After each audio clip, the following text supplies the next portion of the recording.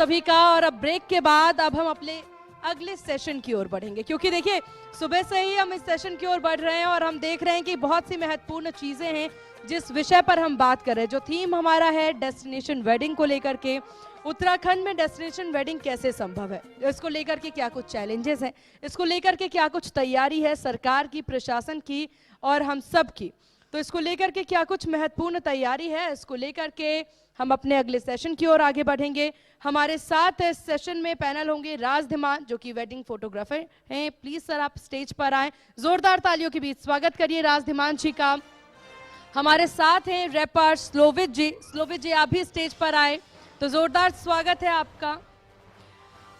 तो चलिए आप सभी लोग स्टेज पर आइए। राज धीमान जी हमारे साथ स्टेज पर मौजूद हैं, हमारे साथ स्लोविज हैं जो कि रैपर हैं, वो भी हमारे साथ मौजूद हैं और इस सेशन को होस्ट करेंगे मेरे सहयोगी आयुष चित्रांश और मैं इस सेशन को होस्ट करूंगी यानी कि सीमा चौधरी। और चलिए जोरदार तालियों के साथ इस सेशन की शुरुआत हम करेंगे क्योंकि बहुत महत्वपूर्ण सेशन है।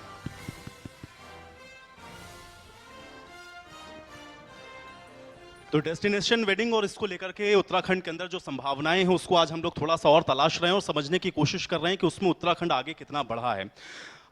सेशन को आगे बढ़ाते हुए राज जी सबसे पहले मैं आपका ही रुख करना चाहूंगा। डेस्टिनेशन वेडिंग के तौर पर उत्तराखंड को जब हम लोग देखते हैं और खास तौर से अगर मैं आपसे समझना चाहूं, वेडिंग फोटोग्राफर होने के नाते कितनी संभावनाएं आप देखते हैं और खास तौर से डेस्टिनेशन वेडिंग का ये जो कंसेप्ट आया उसके बाद क्या बदला है? सर डेस्टिनेशन वेडिंग्स का जो चलन है वो पिछले कुछ सालों में काफ़ी बढ़ा है और पहले जो चीज़ें संभव नहीं थी वो अब संभव हैं। सारी चीज़ें एक ही जगह पे हमें मिल जाती हैं, प्रोवाइड हो जाती हैं। और एज अ फोटोग्राफर हमारी भी काफ़ी रिस्पॉन्सिबिलिटीज़ होती हैं कि हम उनके जो मोमेंट्स हैं उनको कैप्चर करें ताकि बाद में एज अ मेमोरी जब वो उसको देखें तो एक जो रिक्रिएट हो मेमोरी उनके लिए, तो वो बहुत एक अच्छी बात है, रिस्पॉन्सिबिलिटी है। और डेस्टिनेशन वेडिंग का चलन काफ़ी है इस समय, तो जाहिर सी बात है काफ़ी सारी अपॉर्चुनिटीज़ भी हैं और इकोनॉमी भी इसके आसपास ही कहीं ना कहीं घूमती है। तो ये एक बहुत अच्छी अपॉर्चुनिटी है। और जिस तरीके से अभी चल रहा है कि हमारे ही जैसे हम देखते हैं कि अभी जो बड़े बड़े फोटोग्राफर्स हैं जो नाम निकल के आते हैं दिल्ली, मुंबई या बेंगलोर जैसी सिटीज़ से, लेकिन अब सारी चीज़ें यहाँ पर अवेलेबल हैं। यहाँ पे भी बहुत सारी अच्छी चीज़ें हैं और बहुत सारे फोटोग्राफर हैं। लेकिन धीमान जी इसी बीच सवाल ये भी हो जाता है, एज अ फोटोग्राफर आपके लिए बहुत चैलेंजिंग भी होता होगा क्योंकि हर एक मोमेंट को आपको कैप्चर करना है। डेस्टिनेशन वेडिंग है तो ये उम्मीद करते हैं, जो भी आपके क्लाइंट होंगे वो उम्मीद करते हैं कि हर एक जो सिचुएशन है, हर एक जो मोमेंट है वो ऐसे कैप्चर करें कि वो यादों में रह जाए। बहुत बार देखा जाता है कि फोटोग्राफी सही नहीं हो पाती है तो उनकी यादें खराब हो जाती हैं। तो ऐसे में आपके लिए क्या कुछ चैलेंजेस होते हैं और आपके माइंड में क्या होता है उस वक्त? जैसा आपने कहा चैलेंजेस बहुत हैं और होते हैं, रिस्पॉन्सिबिलिटीज़ भी होती है, लेकिन इस चीज़ को आसान बनाने के लिए हम सबसे पहले जो हमारा जो एक स्टेप होता है, हम अपने क्लाइंट से मिलते हैं, चाहे वो ब्राइड है, ग्रूम है या उनके पेरेंट्स हैं। उनसे हम इन चीज़ों को जानते हैं कि उनका क्या टेस्ट है, वो किस तरीके से इस चीज़ को चाहते हैं, वेडिंग फिल्म को चाहते हैं या प्री वेडिंग फिल्म को चाहते हैं। उसी के अकॉर्डिंग पूरी टीम काम करती है रिस्पॉन्सिबिलिटी के साथ और वाकई में फिर एक अच्छा रिजल्ट और आउटपुट निकल के सामने आता है। बिल्कुल सर, इसके पहले अभी हम लोग जब चर्चा कर रहे थे तो बात हो रही थी और नए नए इवेंट्स में तो आजकल लोग आर्टिस्ट चाहते हैं कि आएं और जब हम लोग डेस्टिनेशन वेडिंग की बात करते हैं तो सबसे पहले तो मैं आपसे जानना चाहता हूं उत्तराखंड के अंदर कितनी संभावना डेस्टिनेशन वेडिंग की आप देखते हो। दूसरा ये है क्योंकि आप जिस कला के साथ जुड़े हुए हैं उसको कैसे हम लोग देखें और उसका क्या इस समय आप देख रहे हैं कि क्या चलन चल रहा है और कैसे यूथ उसके साथ अपने आप को कनेक्ट कर पा रहा है? सबसे पहले तो मैं धन्यवाद करना चाहूँगा मानसी जी का और इंडिया न्यूज़ का, जिन्होंने मुझे ये मंच दिया, और जितने भी लोग यहाँ पर मौजूद हैं सबको मेरा प्रणाम। तो आपका जो सवाल था कि उत्तराखंड में डेस्टिनेशन वेडिंग को लेकर क्या क्या चीज़ें मैं देखता हूँ, तो जैसा कि सभी को पता है उत्तराखंड को देवभूमि कहा जाता है और देश विदेशों से लोग यहाँ घूमने आते हैं। और इस पर 4 लाइन भी मैंने लिखी थी कि लोग बंधे हैं यहाँ प्रेम की डोर से, घर छोटे पर रखें दिल ये बड़ा, खास बताऊं जो बात तो पर्वत, हिमालय का हिस्सा यहाँ भी खड़ा, और कहते जिसे हैं पहाड़ों की रानी, ऑल्सो लोकेटेड इन माँ उत्तराखंड, उत्तर दिशा में बसा मेरा राज्य है, नाम तभी उत्तराखंड पड़ा। जोरदार तालियां, जोरदार तालियां, बहुत बेहतरीन। तो जितना खूबसूरत अपना राज्य है उतने खूबसूरत यहाँ के लोग भी हैं और बहुत प्यारी प्यारी बोलियाँ भी यहाँ पे सुनने को मिलती हैं। और आप यहाँ पे अगर देखते हैं डेस्टिनेशन वेडिंग को लेकर तो इतने सुंदर, जैसे कि अभी थोड़ी देर पहले मैं देख रहा था जब आपका एक सेशन चल रहा था कि त्रियुगी नारायण मंदिर का उसमें जिक्र किया गया था। तो एज एन आर्टिस्ट मैं शुद्ध हिंदी और संस्कृत भाषा का भी प्रयोग करता हूँ। तो मेरा खुद का एक था, जब मैंने त्रियुगी नारायण मंदिर के बारे में सुना था कि मैं अपनी शादी वहाँ करना चाहूँगा। तो सबसे बड़ा उदाहरण त्रियुगी नारायण मंदिर का ही हो गया। उसके अलावा आप इतनी सारी जगह हैं, इतने सारे प्लेसेस हैं, हरियाली हैं, वादियाँ हैं, शुद्ध हवा में आके आप शादी कर सकते हैं, अपनी वेडिंग प्लान कर सकते हैं। अब मैरिज हॉल के अंदर, बंद मैरिज हॉल में आप शादी कर रहे हैं, इससे बड़ा खुली हवा में आइए। और स्लोवित जी देखिए, आपका जो पूरा डेजिग्नेशन है, आप एक रैपर हैं, तो आपका जो फील्ड है वो खुद में ही बहुत चैलेंजिंग है। और मेरा सवाल देखिए उसी से रिलेटेड है, क्योंकि अभी भी रैपर की हालांकि भूमिका बहुत ज्यादा हो गई है, लोग जानने भी लगे हैं, लेकिन सिंगर और रैपर में लोग बहुत कंफ्यूज होते हैं। आपको कई बार ऐसा समझाना भी हो सकता है कि आपने भी ये चीज फेस किया हो कि आप ये समझा रहे हो कि भाई मैं सिंगर नहीं, मैं रैपर हूँ। तो क्या डिफरेंस है और क्या चैलेंजिंग आपके लिए होता है ऐसे समय पर? देखिए, जो सिंगर हैं, गायक होते हैं, उसके लिए बहुत ज़्यादा मतलब रियाज की ज़रूरत है। रियाज तो खैर कोई भी फील्ड हो, आपका फोटोग्राफी का हो या कोई भी फील्ड हो, हर किसी फील्ड में प्रैक्टिस की ज़रूरत है, मेहनत की ज़रूरत है। लेकिन सिंगिंग के लिए एक थोड़ा जो आवाज़ होती है उसके लिए भी बहुत ज़्यादा मतलब ख्याल रखना पड़ता है, रियाज करना पड़ता है, सुरों की आपको बहुत ज़्यादा नॉलेज होनी पड़ती है, उसमें मतलब प्रॉपर डूबना पड़ता है। ऐसी जो अपना रैप का होता है, रैप को बोलते हैं रिद्म एंड पोएट्री, ताल वाद्य कविता। तो जब आप ताल के ऊपर किसी पोएट्री को उतारते हैं तो इट मीन्स रैप, तो वो कहलाता है रैप। तो रैप के लिए हमें प्रैक्टिस की जरूरत होती है, तो हम फ्लोज पे काम करते हैं। तो अलग अलग तरीके के फ्लोज होते हैं। अच्छा देखिए, हमारा क्योंकि आज का थीम ही है डेस्टिनेशन वेडिंग, उत्तराखंड में डेस्टिनेशन वेडिंग पे बात हो रही है। रैपर के तौर पर, क्योंकि सिंगिंग में हम देखते हैं कि जो गायक होते हैं वो तो शादियों के कई सारे गाने बना चुके हैं, हम सब ने सुने भी हैं, लेकिन मैंने आज तक, मतलब मैं अपना पर्सनल बता रही हूँ कि मुझे अभी तक कोई ऐसा रैप सुनने को नहीं मिला है जो कि शादी को, संस्कृति को उस तरीके से उभार पाए हो। तो इसके लिए आप क्या काम कर रहे हैं? देखिए, वैसे जो मेरा मेन जो मैं रिप्रेजेंट करता हूँ वो मैं करता हूँ शुद्ध हिंदी भाषा और संस्कृत भाषा।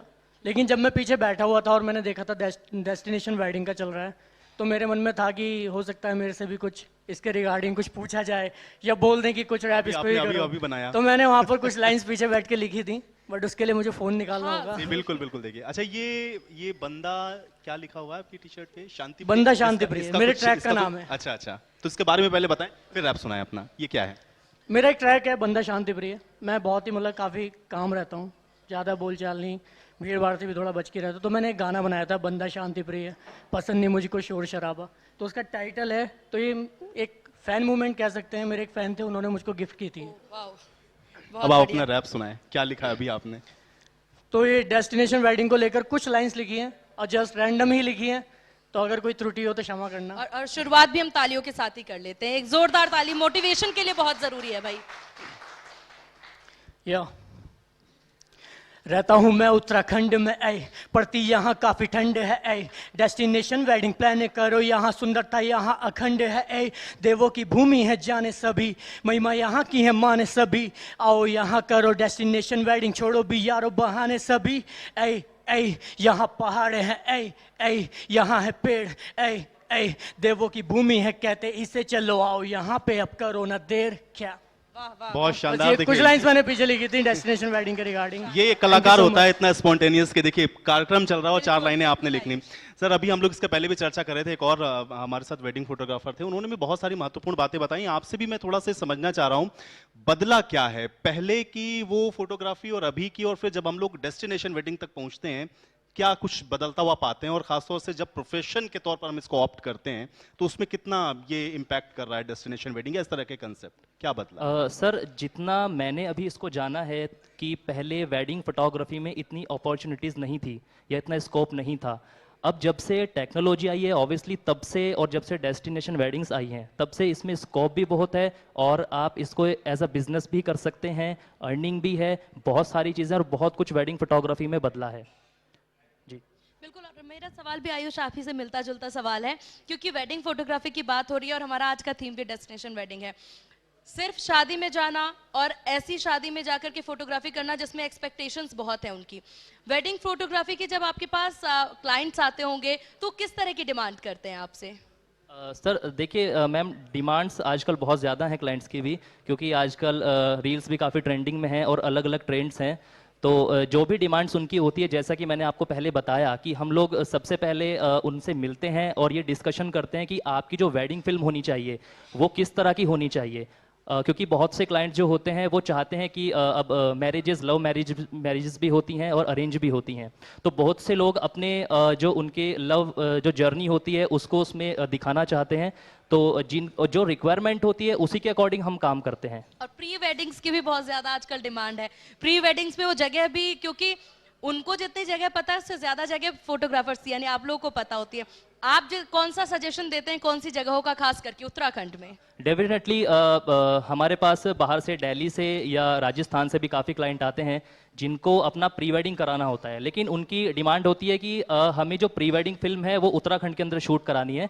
और इससे हमें बहुत ज़्यादा खुशी भी होती है और काफ़ी चीज़ें हमारे लिए आसान हो जाती हैं, क्योंकि ऑब्वियसली हमें जो हमारा ट्रैवलिंग का टाइम है वो बच जाता है और हम उस टाइम को यूज़ करते हैं अपने शूट में, जिससे कि आउटपुट भी बहुत अच्छा निकल के आता है और जो प्री वेडिंग फिल्म है वो काफ़ी अच्छी बनती है। बिल्कुल। एक चीज मैं आपसे जानना चाह रहा था, जब हम लोग रैप के बारे में देखते हैं ना, तो रैप में बहुत सारी चीजें, या ज्यादातर जो रैप होते हैं हम लोग देखते हैं बड़े ऐसे नॉर्मल या कॉमन वर्ड्स में लोग रैप करने की कोशिश करते हैं कि लोग उस चीज को समझें। हिंदी और संस्कृत को चुनना, वो भी रैप के लिए, ये कंसेप्ट कहाँ से माइंड में आया? उसी कॉन्सेप्ट को थोड़ा माइंड से बाहर निकालना है ना। तो इसके पीछे रीज़न ये था कि मुझको कहीं ना कहीं ऐसा लग रहा था कि मैं ये नहीं बोलता कि जैसे इंग्लिश लैंग्वेज लोग बोलते हैं, काफ़ी ज़्यादा मतलब माना जाता है कि अगर सामने वाला फ्लुएंटली इंग्लिश में बात कर रहा है तो यार एक अलग ही नज़रिया बन जाता है खुद ब खुद। तो मैंने कई जगह नोटिस किया था कि यार लोग ना हिंदी को मतलब ऐसे थोड़ा पीछे करने लग गए।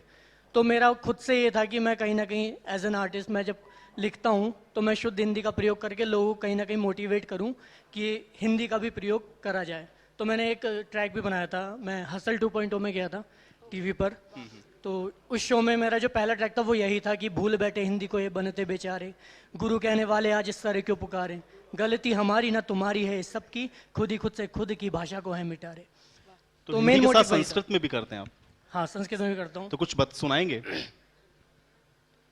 या उम्र 27 साल, जुबा पे रखता राम नाम, हेलो हाय से दूर में करता सबको राम राम, दुगना अनुभव स्याही मर्दानी ना है विराम, मैं ही आज़ाद हिंद और मैं ही जैसे ही अब्दुल कलाम, हाथ कलम पन्नों पे आग, अभिमन्यु जैसा मेरा दिमाग, तोड़ना भी जनव्यूह सारे, मैं ही कुरुक्षेत्र में युद्ध आज, अत्र तत्र सर्वत्र रक्त मनुष्यणाम ही मनुष्य रिपो, नष्टखंड द्वय मानवस्ति ही कारण दुखम उत्पादयि तुम, गर्व मुझको मैं भिन्न सबसे मेरी कला श्रेष्ठ, पर मैं न श्रेष्ठ, उम्र पे न मेरी जान, मुझको सम्मान देते सभी भ्राता ज्येष्ठ। वाह वाह वाह, शानदार।